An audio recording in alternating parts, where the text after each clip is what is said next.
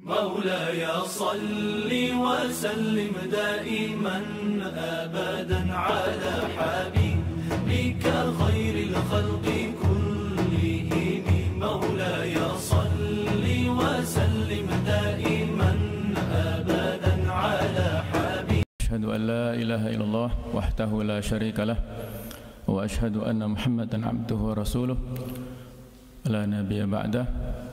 اللهم صل وسلم على سيدنا وحبيبنا ومولانا محمد وعلى آله وصحبه أجمعين. أما بعد. اللهم إنا نسألك علما نافعا ونعوذ بك من علم لا ينفع. رب اشرح لي صدري ويسر لي أمري واhlul 'uqdatam min lisani yafqahu qawli. Amma ba'd. Para jamaah, Bapak-bapak, Ibu-ibu rahimakumullah, alhamdulillah pada pagi hari ini kita bisa melaksanakan rangkaian ibadah di hari Jumat Sayyidul Ayyam. Mudah-mudahan amalan kita diterima oleh Allah Subhanahu wa taala, dilipat gandakan pahalanya dan bisa memberikan barokah dalam kehidupan kita, memberikan dampak kebahagiaan di dunia dan di akhirat insyaallah. Amin ya rabbal alamin.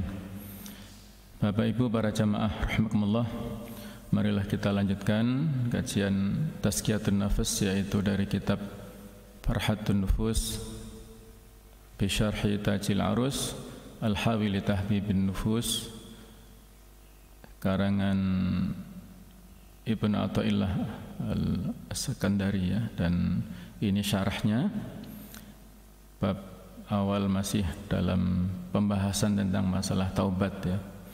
Kali ini tentang an-nifaq fi taubah, kemunafikan dalam taubat atau kepura-puraan. Jadi nifaq adalah merupakan penyakit menampakkan sesuatu yang berbeda dengan yang ada dalam hati kita. Apa yang nampak pada zahir tidak sama dengan yang ada dalam batin kita. Jika ada seseorang yang mengaku menyesal dan mengaku bertaubat, dia beristighfar dengan lisannya, memohon ampun pada Allah Ta'ala dengan lisannya, sementara dalam hatinya tidak seperti itu, tidak ada penyesalan dalam hatinya ya. Jadi hanya pengakuan secara lisan dan hatinya tidak memiliki penyesalan. Juga dia tidak meninggalkan dengan segera dosa ataupun kemaksiatan yang dia lakukan ya. Malah terus menerus dia bergelimang dalam dosanya ya, tidak berhenti dari kemaksiatannya. Maka inilah orang yang merupakan atau yang berada pada peringkat yang terburuk dalam hal kemunafikan di dalam masalah taubat ini. Al-Imam Ar-Ridha rahimahullah mengatakan, al-mustaghfiru min dhanbin wa yaf'aluhu kal mustahzi' bi rabbih. Orang yang beristighfar dari dosa tetapi dia masih melakukannya, itu seperti orang yang mengolok-olok Allah Ta'ala, menghina Allah. Dia beristighfar dengan lisannya, namun dia tidak meninggalkan kebiasaan maksiatnya, dosanya dia tidak tinggalkan. Maka orang seperti ini adalah kal mustahzi' bi rabbih, seperti orang yang mengolok-olok Allah, menghina Allah Subhanahu wa taala. Sedangkan peringkat yang lebih lumayan atau lebih tinggi dari itu adalah martabatu man taraka adzanba walakin lam yandam biqalbihi. Peringkat orang yang meninggalkan dosa. Jadi kalau yang pertama tadi dia mengaku menyesal dengan lisannya, tetapi tidak meninggalkan dosa. Yang kedua ini masih lumayan lebih baik, dia meninggalkan dosanya tetapi tidak menyesal di dalam hatinya. Fa idza qala tubtu fahuwa kadzib, ketika dia mengatakan aku bertaubat, tetapi sebenarnya dia berbohong dengan perkataannya itu. Li'anna haqiqata taubati an-nadamu al-qalbi 'anil atau 'ala dzambi. Karena hakikat taubat adalah menyesal, penyesalan di dalam hatinya. Orang yang seperti ini adalah seperti orang yang menyesal dalam hal perbuatan dari dosanya, walakin la yakunu nadamu lillah. Penyesalannya tidak ikhlas karena Allah, tidak murni mengharapkan ridha Allah, tidak murni mengharapkan pahala dari Allah Ta'ala. Tetapi dia punya tendensi, punya misi, punya tujuan lil adrar wal ibtila'at dunyawiyah. Jadi dia menyesalnya secara lisan itu dikarenakan ada bahaya-bahaya, dampak-dampak negatif yang dia dapatkan, ujian-ujian keduniaan, allati sababuha lahu adzanbu, yang disebabkan oleh dosa dan kemaksiatannya ya. Jadi dia mengaku menyesal secara lisan diakibatkan oleh bahaya ataupun dampak-dampak negatif akibat dari dosa dan kemaksiatannya. Mungkin karena dia merasa mendapatkan cobaan terus-menerus ya, gagal terus-menerus usahanya misalnya, atau dia sakit terus-menerus misalnya ya di dunia ini. Ka'an yakuna irtakaba dzanban mudhirran bi badanihi au tasabbaba bi fadihatin lahu au jarra alaihi sijnan. Seperti orang yang melakukan dosa kemudian dia musirran bi badanihi au mudhirran ya, dia mengakibatkan bahaya, dampak di dalam fisiknya seperti sakit tadi ya, au tasabbaba bi fadihatin lahu, menyebabkan dia mendapatkan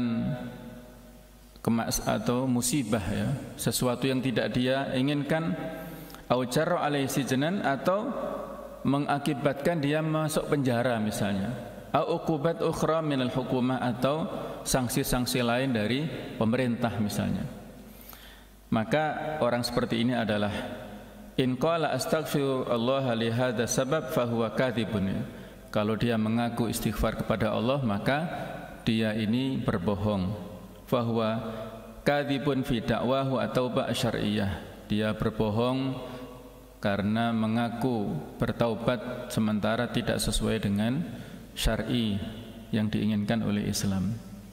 Ini yang ada di poin ya, masih lebih lumayan daripada yang pertama tadi ya. Dia masih meninggalkan dosanya, tapi punya tendensi-tendensi tertentu tadi. Martabat atau tingkatan yang lebih tinggi dari itu adalah martabatu syakhsil ladzi taraka dzanba wa huwa nadimun jiddan ala ma fa'al. Tingkatan orang yang beristighfar, dia memohon ampun kepada Allah, meninggalkan dosanya, dan dia betul-betul menyesal atas perbuatannya itu. Walakin sababu ta'allumihi wa husnihi wa ibtila'uhu wa bi'adzabil akhirah wa hirmanihi. Akan tetapi sebab penyesalannya dan sebab dia meninggalkan dosanya itu adalah dia mengkhawatirkan, takut terhadap azab di akhirat, serta diharamkan dari pahala yang dia dapatkan dari Allah Subhanahu wa ta'ala.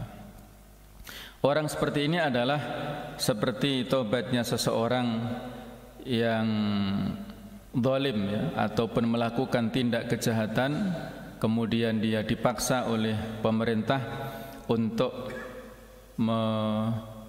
pertanggungjawabkan perbuatannya. Dia dimasukkan ke penjara karena dia melakukan pelanggaran misalnya. Sehingga dia berusaha untuk berdamai dengan orang yang dizalimi, dia minta supaya diikhlaskan misalnya ya, atau dimaafkan, dan minta supaya dimaklumi perbuatannya itu. Sehingga wa yuqsadu bidzalika tahsilu ridahu, dia lakukan itu supaya mendapatkan keridhaan dari orang yang dia lakukan kesalahan kepadanya dan tidak mendapatkan sanksi daripada pemerintah. Ketika dia sudah mendapatkan maaf dan dia aman dari sanksi, maka dia tidak mempedulikan orang yang dizaliminya itu. Nah, ada mungkin yang seperti itu ya. Sehingga ringkasnya adalah wal khulasa hadzal i'tizar laisa hakikiyan. Udzur seperti ini, alasan yang seperti ini bukanlah alasan yang sesungguhnya. Alasan dia bertaubat tidak murni semata-mata ikhlas karena Allah, tetapi karena ada ketakutan-ketakutan mendapatkan iqab atau sanksi-sanksi tadi ya. Walaysa sofian, tidak murni, bal huwa bi hadzafil khalas minal uqubah ya. Dia punya tujuan untuk terlepas dari sanksi. Wa syakhsul ladzi yandamu ala dunubihi khaufan min jahannam, seseorang yang menyesal dari dosanya dalam rangka untuk memiliki rasa takut dari siksa yang ada di neraka jahanam, azab yang ada di sana. Wa yatlubul udhra minallah, dia memohon udzur dari Allah Ta'ala, yatakhalas minan nar, supaya terbebas dari neraka. Hadza syakhsu law itma'anna ila annahu lan yadkhul jahannam lama taba. Seandainya dia merasa aman tidak masuk surga karena sudah punya amal-amal yang baik misalnya, lama taba, dia tidak akan bertaubat. Walamma tandam, dia tidak akan menyesal. Walamma i'tabara nafsahu asiyan, tidak menganggap dirinya melakukan kemaksiatan. I'tidharu syakhsin kahadha huwa dhahiriyun wa laysa hakikiyan. Orang yang melakukan udzur seperti ini adalah formalitas secara zahir, bukan secara hakiki. Walakin rahmatullahi qadat qabula mithla hadhihi taubah. Akan tetapi rahmat Allah, kasih sayang Allah menjadikan orang yang seperti ini tetap diterima taubatnya, bukan ditolak ya, tapi tetap diterima tafadzulan minhu ta'ala, karena ini adalah fadilah, keutamaan yang dia dapatkan dari Allah Ta'ala. Wa hadhihi martabatu salikin wa umumil muslimin, ini adalah tingkatan yang biasa dilakukan oleh orang-orang as-salikin ya, orang-orang yang berjalan menuju kepada Allah Ta'ala, dan kaum muslimin pada umumnya ya, semua ya, hampir mayoritas kaum muslimin memiliki tendensi yang seperti ini ya. Dia takut terhadap dosa-dosa tersebut akan berdampak siksa yang ada di akhirat nanti, berdampak kepada siksa yang ada di kuburan nanti, dan lain sebagainya. Ini bukan sesuatu yang sebenarnya aib, bukan ya, tetapi memang ini adalah sesuatu yang perlu untuk ditingkatkan lebih tinggi lagi dan lebih tinggi lagi, bahwa harus disadari masing-masing kita ada kesalahan dalam proses penghambaan kita kepada Allah Ta'ala. Kita diwajibkan di dalam kehidupan dunia ini adalah untuk penghambaan totalitas kepada Allah ya. Hak yang harus kita tunaikan hamba sebagai seorang hamba kepada Allah, hakul ibadi Allah ya, kewajiban yang harus kita lakukan kepada Allah Ta'ala adalah penghambaan totalitas. Maka dalam penghambaan inilah ada banyak kekurangan, banyak kesalahan, sehingga harus selalu memohon ampun, bukan semata-mata dari dosa dan kemaksiatan, tapi ada banyak sekian kewajiban yang tidak kita laksanakan secara sempurna, maka harus selalu dan terus-menerus memperbarui taubat kita kepada Allah. Wa min mafasidit taubah, di antara mafsadat taubat, hal-hal buruk yang ada dalam taubat, ada beberapa persepsi yang tidak benar dalam masalah taubat. Yang pertama, an ta'taqid anna taubata mujarradu kasratil ibadat. Apabila kita meyakini bahwa taubat itu semata-mata hanya memperbanyak ibadah. Jadi menekankan ibadah secara kuantitas, secara jumlah saja. Hadhil kathrah tunkisuha ajaudatu lihadat taladud bil ibadat. Jumlah yang banyak inilah terkurangi oleh atau bisa menjadikan dia tidak memiliki optimalisasi dalam melaksanakan ibadah, tidak merasakan kelezatan dalam ibadah. Jadi hanya mengejar kuantitas ya. Ibarat orang bekerja itu ngejar setoran saja, hanya secara kuantitas dia tidak menikmati dalam hal ibadahnya likathratiha, karena semata-mata ingin memperbanyak kuantitas. Tadullu ala annaka lam ta'rif qimataha. Ini menunjukkan bahwasanya engkau atau kita semua tidak memahami, tidak mengerti tentang nilai daripada ibadah itu. Au tudrik haqiqataha, atau memahami hakikatnya, hakikat taubat atau ibadah itu sendiri ya.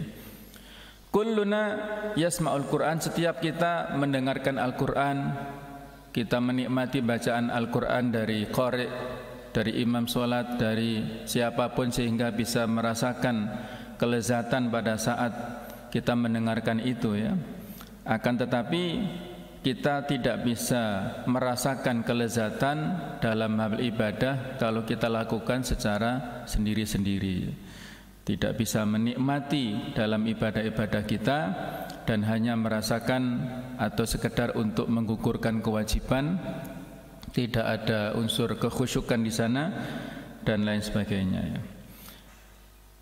Jamaah sekalian, ini sebagai evaluasi ya bagi kita semuanya, bahwa dalam hal ibadah ini bukan semata-mata mengejar kuantitas, tapi yang lebih dari itu, yang lebih penting adalah kualitasnya. Qalilun minal ibadah, diceritakan bahwasanya Rasulullah SAW itu pernah melaksanakan ibadah qiyamul lail. Beliau pernah suatu saat qiyamul lail hanya membaca satu ayat saja, itu sepanjang malam sampai subuh beliau membaca satu ayat saja. Ada satu riwayat menyebutkan di surat Al-Maidah 118 ya, in tu'adzibuhum fa innahum ibaduk, apabila engkau memberikan siksaan kepada mereka, sesungguhnya mereka itu adalah hamba-hambamu. Wa illam taghfir lahum fa innaka antal azizul hamid ya, azizul hakim. Apabila engkau tidak memberikan ampun, maka sesungguhnya engkau adalah maha mulia ya, lagi maha bijaksana. Jadi ini doa yang disampaikan oleh Nabi Isa ketika mendapatkan jawaban dari Allah atas permintaan dari kaumnya supaya menurunkan ma'idatan minas sama', itu ya, menurunkan hidangan dari langit. Maka Allah memberikan ancaman itu. Nah, ini ditadaburi dengan serius oleh Rasulullah SAW sehingga beliau membaca semalaman ayat ini ya dalam qiyamul lailnya. Seperti itulah ya kualitas para jadi di sini Rasul sallallahu alaihi wasallam dan juga para sahabat dan generasi salafus saleh. Qalilun minal ibadah ma'al jaudah khairun min katsiriha min ghairi jaudah. Ibadah yang kita lakukan dengan sedikit lebih baik daripada banyak ibadah tetapi tidak berkualitas.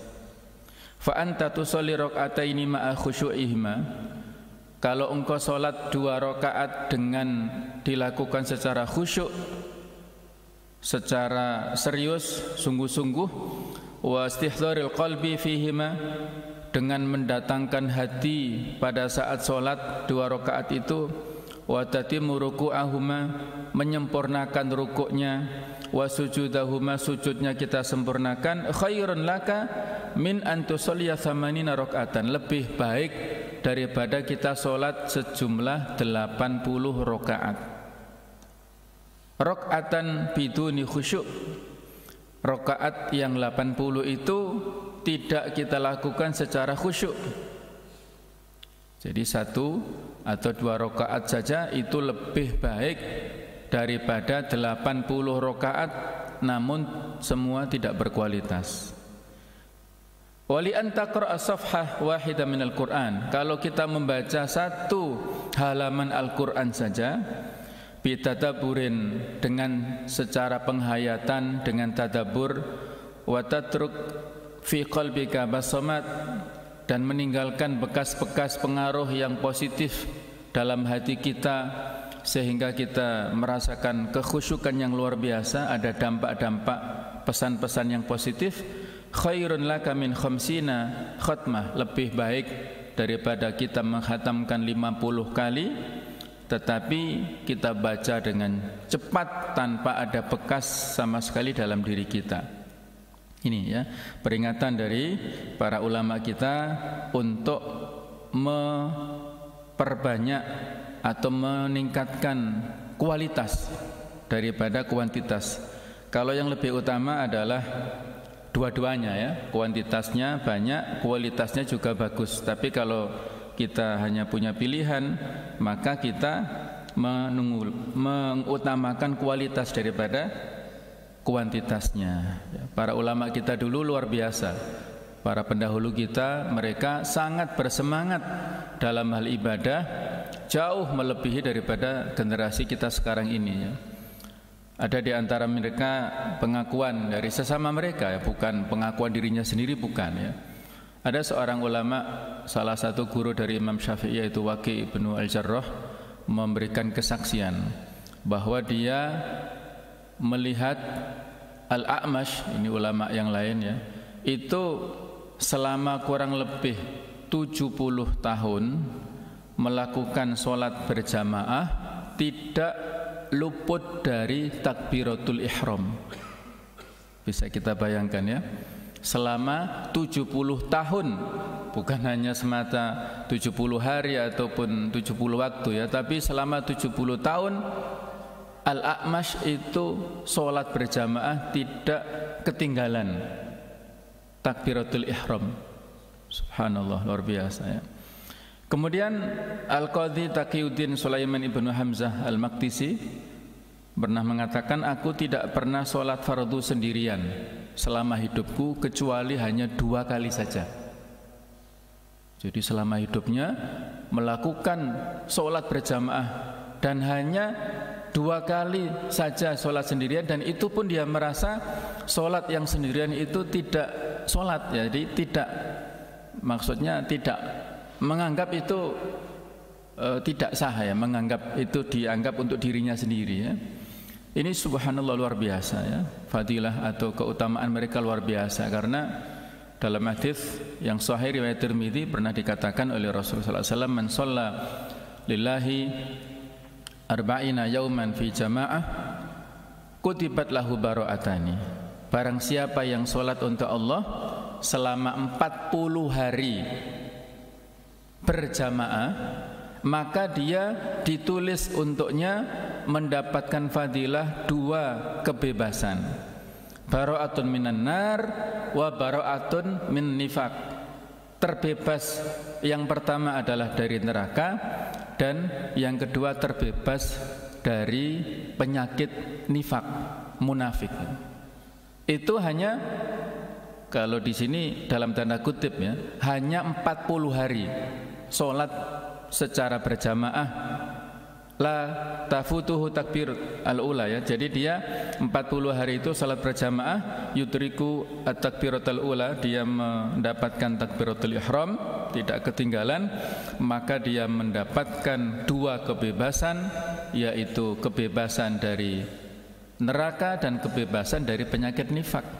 Ini hanya 40 hari, sehingga dari hadis ini menjadikan inspirasi saudara-saudara kita di jamaah tabligh ya, mereka khuruj 40 hari.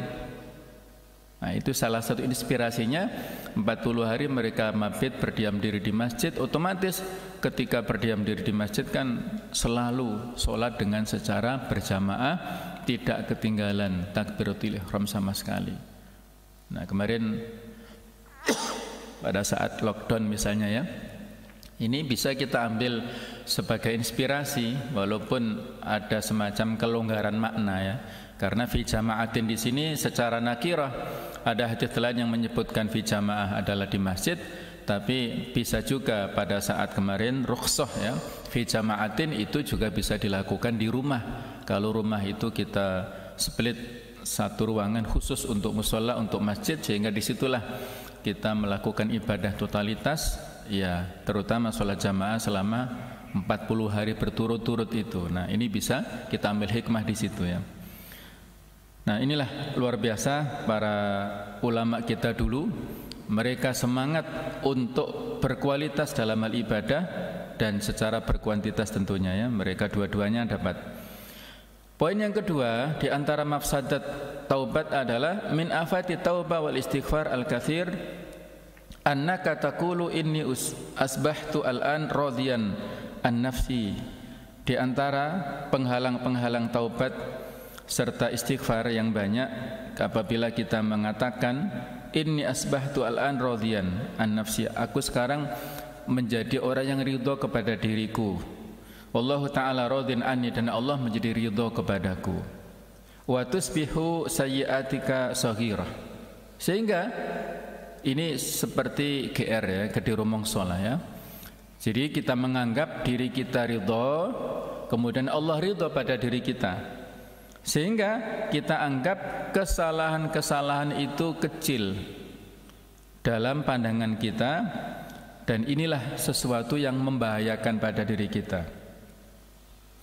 Wa ta'taqid annaka ba'da an tubta ila Allah ta'ala lasta bihajah.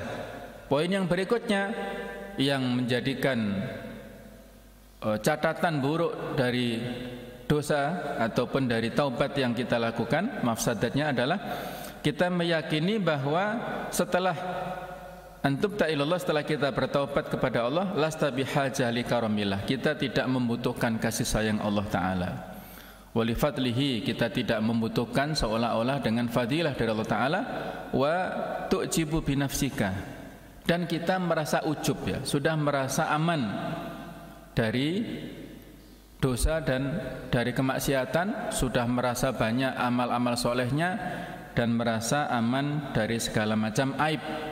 Kita sudah melakukan sholat 100 rakaat misalnya, sudah melakukan puasa Daud, sehari puasa sehari tidak, sudah melakukan qiyamul lail setiap malam, sudah melakukan banyak sekali amal-amal yang baik.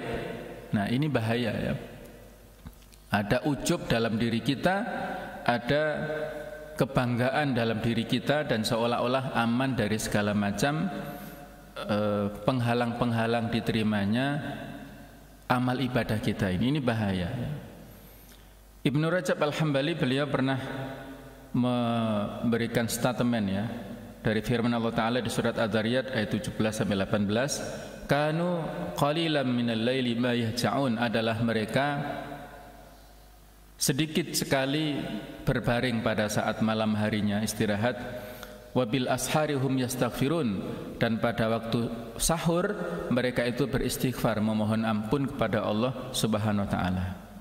Kata beliau, anna itba'al istighfar ba'da qiyamil lail, yaitu bahwa melakukan atau melanjutkan istighfar sesudah qiyamul lail, li'anna haula'il ladzina qamul lail kullahu qad yakunu sara fi nufusihim ujub fa amarahum ta'ala an yutbi'u ta'atahum bil istighfar. Karena boleh jadi orang-orang yang melakukan qiyamul lail sepanjang malam itu ada perasaan ujub dalam dirinya, sehingga Allah memerintahkan untuk mengikuti, melaksanakan dan mengatakan kalimat istighfar itu sesudah perbuatan mereka, ketaatan itu. Jadi itulah rahasianya ya. Kenapa wabil asharihum yastaghfirun, itulah penting waktu sahur ya, sebelum kita masuk waktu subuh, itulah waktu yang paling tepat untuk beristighfar kepada Allah Ta'ala sesudah melakukan banyak sekali ketaatan. Jangan sampai amal-amal taat yang sudah kita lakukan itu sia-sia, tidak berdampak yang positif kepada kita, dan menjadi kita punya perasaan ujub tadi ya, perasaan merasa aman dan bangga diri, sehingga kita selalu mengingat bagaimana nasihat Ibnu Qayyim al-Jauziyah dalam kitab beliau, salah satu kitab beliau adalah Madarijus Salikin. Beliau memberikan pesan yang baik kepada kita semuanya, yang itu adalah menjadi peringatan bagi kita ya.